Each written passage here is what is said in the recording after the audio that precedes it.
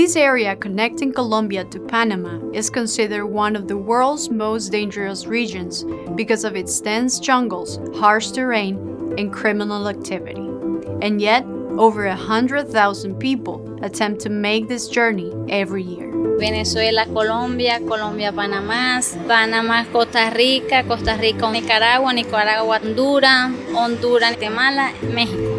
Hay muchas familias muertas y vimos personas muertas, personas heridas. Known as the Darien Gap, this stretch of land is the pathway for many migrants traveling to the U.S.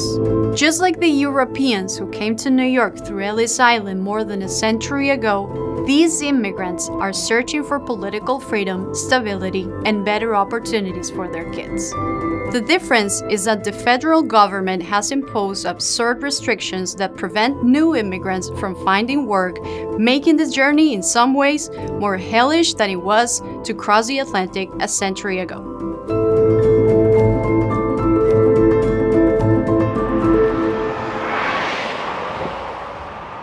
Girani Colmenares, her husband, and their 2 children recently made this crossing. Her husband was being held in an immigrant detention facility, so Girani and her children went ahead to complete the journey to New York City.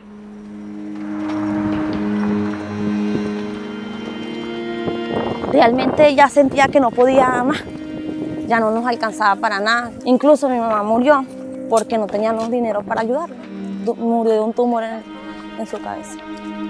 Y entonces yo dije, no, yo no voy a esperar que nos pase algo peor para poder tomar una decisión.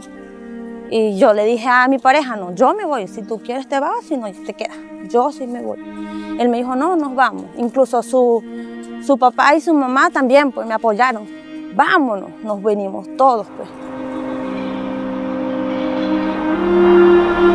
¿Con qué saliste de tu casa cuando salieron con los chicos? ¿Qué te llevaste? ¿Cómo fue decidir qué te llevabas y qué no? En Venezuela, bueno, con un bolsito cada uno, con eso. Cuando pasamos la selva, nos quedamos sin nada, nada más con lo que cargábamos puesto. En la selva hay muchas violaciones, eso me daba miedo porque yo tengo mi hija, yo decía si me la hacen algo. Pero gracias a Dios no nos pasó nada, nada. ¿Has tenido pesadillas con todo esto? Sí, algunas veces. Pero no me gusta estar sola.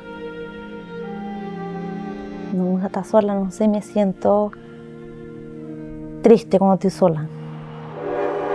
Y, o sea, se viene todo lo que pasé, todo es difícil. O sea, teníamos para darles a ellos, pero para nosotros, ¿no? Había días que si nos comíamos 3 cucharadas de arroz, nos comíamos menos. Para poderles que... Ay, no quiero llorar. Es fuerte, difícil, muy difícil. Demasiado difícil, pero aquí me siento mejor.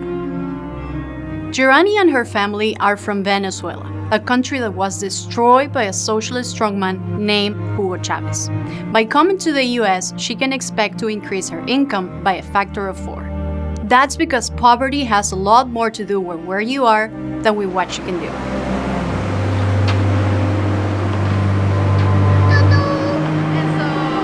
Yo me siento más segura aquí. ¿Te sentís? ¿Por qué? Aquí me siento más segura porque por lo menos aquí tú sales en un sitio y buscas algo de comer. Al cambio en Venezuela no. En Venezuela si no tenías, no tenías. ¿Qué impacto tuvieron de la ciudad? No lo imaginamos porque solo nosotros lo veíamos por televisión. Yo le decía a ellos, ¿vieron? Sí pudimos y llegamos.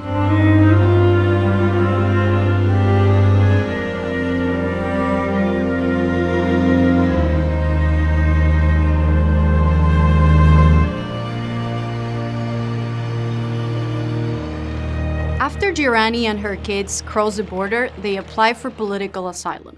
Some conservatives say this makes her no different than a criminal trespasser. And I saw hundreds of people at one time in one place entering the country without any visa or apparent Simon process Hankinson is a senior research fellow at the right-wing Heritage Foundation, which has tried to position itself as the go-to think tank for Donald Trump and the MAGA movement. Heritage is responsible for Project 2025, a policy agenda guided by biblical principles. It aims to drastically limit the asylum program and calls for the detention of all unauthorized immigrants. The history of the U.S., it is a history of immigration. This country was made because of immigration. So what would be the difference between that and what's happening now? The difference is essentially we no longer have the rule of law. We had very few restrictions on immigration in the 18th century, but they were always decisions made by the host country. In the same way that there are some people I know who love people to just stop by their house, and there are other people who prefer that you ask first. Countries have a right to determine who comes into the country. And what's changed is that in the past few years, the rule of law no longer applies at the border. But crossing a national border isn't the same as walking into someone's living room. That's because the government doesn't own the country. Immigrants are desperate to work for American companies, and American companies are desperate to hire them. The bedrock of liberalism is that the state doesn't have a moral right to stand in the way of voluntary transactions between consenting adults that don't harm anyone else. Many conservatives say that migrants crossing the Darien Gap should just apply to come to the U.S. legally. But the reality is that there are so few legal pathways to immigrate, and it's an incredibly Byzantine process. The system is impossible for most people to navigate, according to David Beer, who's the director of immigration studies at the Cato Institute. And why do you think some people choose to immigrate illegally? The most important reason for illegal immigration is the fact that the legal immigration system is so constrained that it's far cheaper to come in illegally, far faster and more efficient, and in many cases, it might be the only option available. For most people who are trying to come to the United States, the legal immigration system is effectively closed off to them. The law says people who cross into the country illegally, without a visa, without permission, should be detained. They should have whatever process legally that they're entitled to, and then if they're not found to be allowed to stay, then they should be deported. And now what we're doing is we just bring them in, take their fingerprints and their name, and then we release them.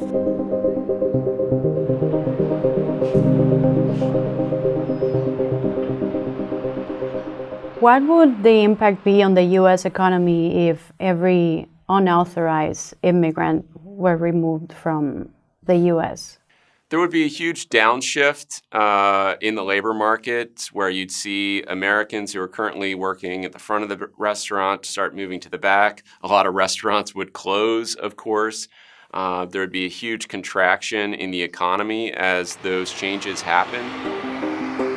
Arresting every undocumented immigrant in the U.S. would mean locking up a population that's nearly 7 times the number of people currently in American prisons and jails. 90% of these so-called invaders are working-age adults, willing to do jobs that native-born Americans want.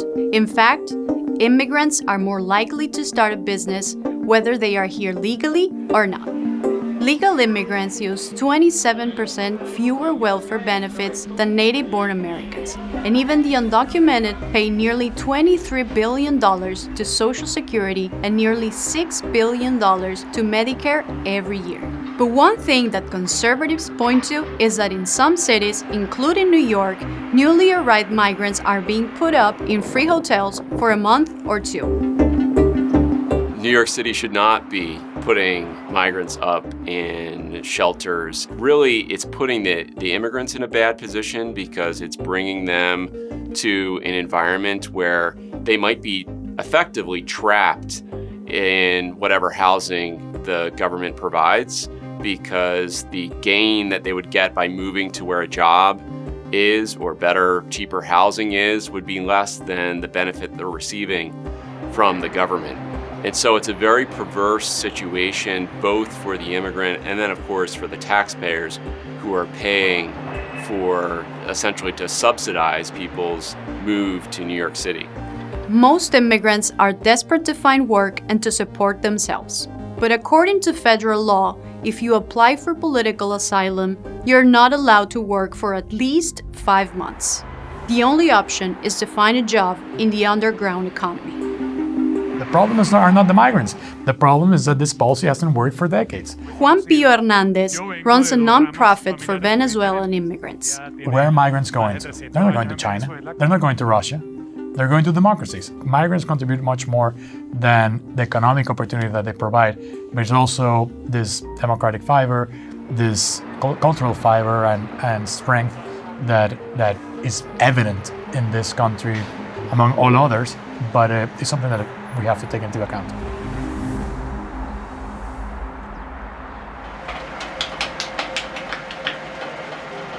Arepas Café is a Venezuelan restaurant in Queens that has been overwhelmed with applicants looking for work.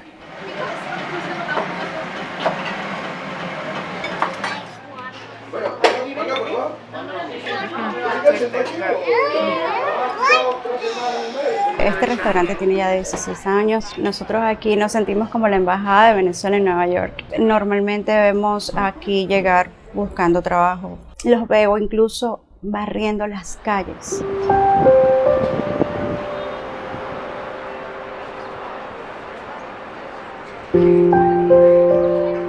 Hace rato hablé con uno que me dice, estoy tramitando mi permiso de trabajo, ya saqué la placa de la moto, hace delivery, y entonces ahí te das cuenta que la gente quiere trabajar. Me dice, voy a salir a las 5, yo le digo, viene una tormenta, viene lluvia, y me dice, no, yo voy a trabajar, porque es que cuando hay lluvia hay más trabajo.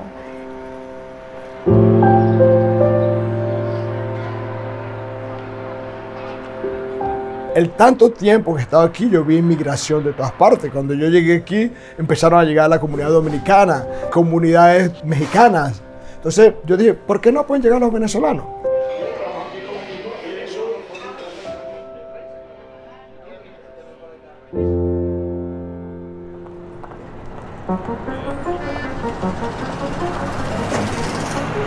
Buscando empleo, buscando trabajo ahorita. De verdad no tenemos dónde ir. Todavía no tengo permiso de trabajo. No estamos trabajando porque no tenemos papeles. O sea, que eso se tarda casi un año el procedimiento. Tengo 5 días saliendo buscando trabajo, pero todavía nada, es difícil. Y de verdad que si se me diera la oportunidad, si sea lavando, fregando, lo que sea, estoy dispuesto, porque de verdad que ahorita lo que uno viene acá es a buscar trabajo. A trabajar, principalmente a trabajar, a buscar trabajo, porque tengo familias en Venezuela que estamos viviendo situaciones económicas. O sea, nosotros vamos a buscar trabajo y nos cierran las puertas porque no tenemos un permiso de trabajo.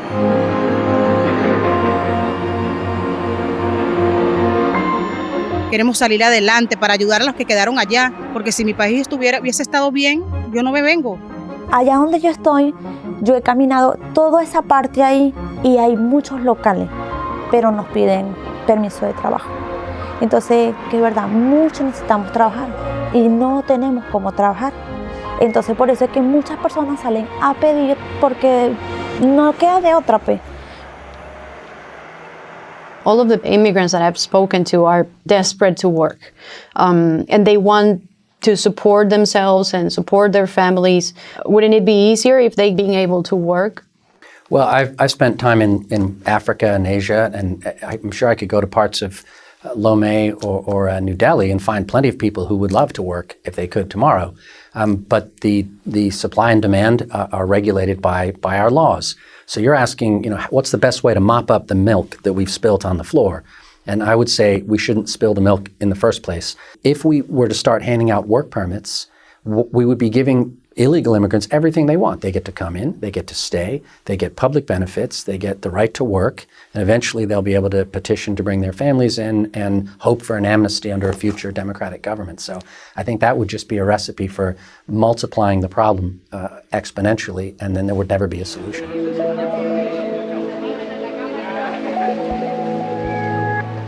Granting immigrants a pathway to amnesty would help solve labor shortages in industries like construction, manufacturing, and healthcare.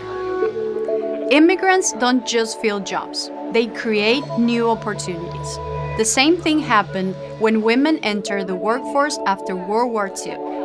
The labor force grew because the economy is not a zero-sum game. Immigrants already contribute an estimated $2 trillion to US GDP annually, and it could be much higher. To talk with more immigrants who have arrived recently in New York City, we went to an event for families that takes place every weekend at a public school in Manhattan.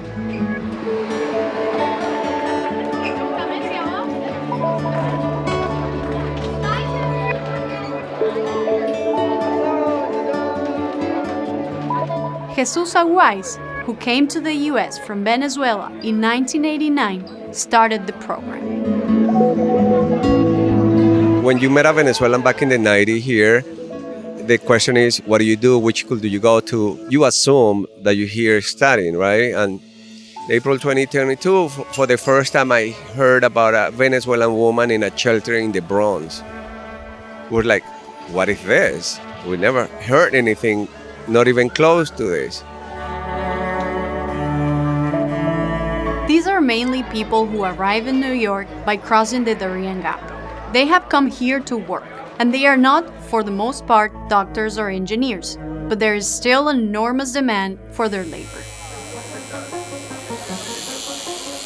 We realized there is so many Venezuelan barbers that what I'm projecting is Venezuelan barbers will compete with Eastern European barbers, that they will compete with the Chinese and Koreans on nail salons. We will eventually have a Venezuelan mayor.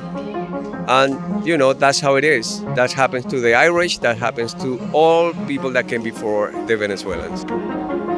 Yo fui militar y sufrí maltrato por no cumplir una orden que venía de parte del gobierno y me encarcelaron. Un compañero mío de armas me liberó y ahí emprendimos la huida hacia acá, huyendo de la dictadura. Por lo que hemos pasado, no la dejo nunca. El amor de mi vida.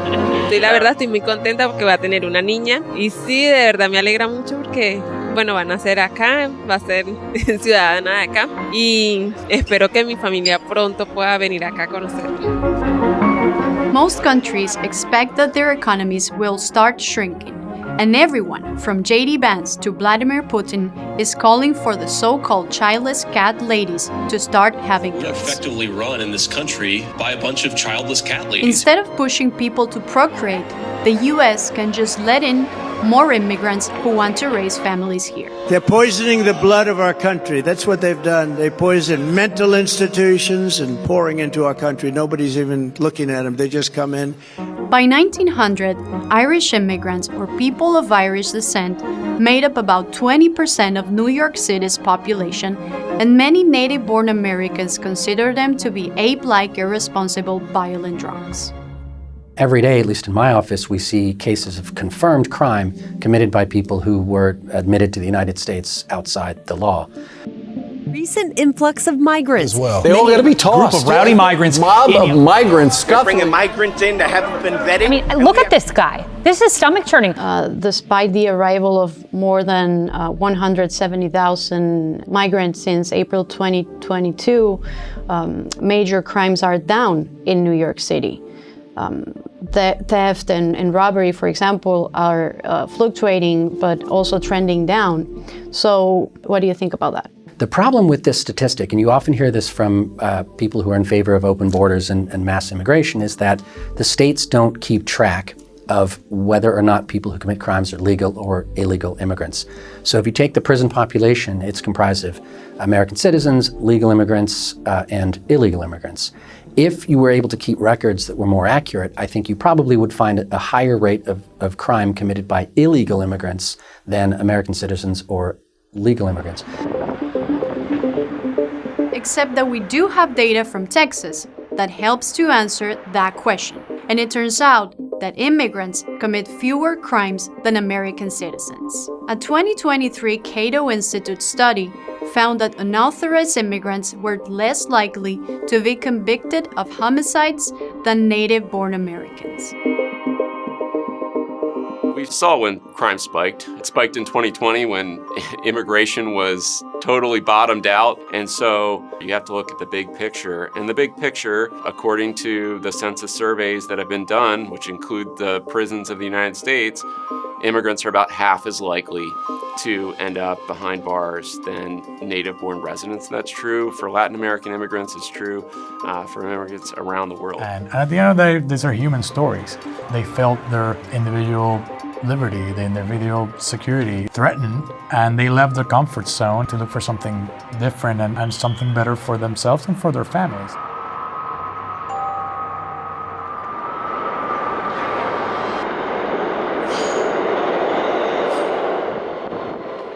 When their time ran out at the hotel in Brooklyn, Durrani and her family moved to Chicago to live with a friend, and many recent immigrants are making the same decision to leave the city and go to places where it's cheaper to live and easier to achieve the American dream. We need to allow people to freely immigrate to the US, which was the policy for most of American history. America was to be the great experiment. That's what this country has stood for 200 years, and that's what this country will continue to stand for. Today, about 40% of Americans can trace their ancestry to Ellis Island. That's what made the US so prosperous. And we need a lot more immigration if it's going to stay that way. It was once a radical idea to suggest that someone born black or female should have the freedom to live and work anywhere. Someday, I hope we can take for granted that someone born in Haiti, Venezuela, or Mexico should have all the same freedoms as a native-born American.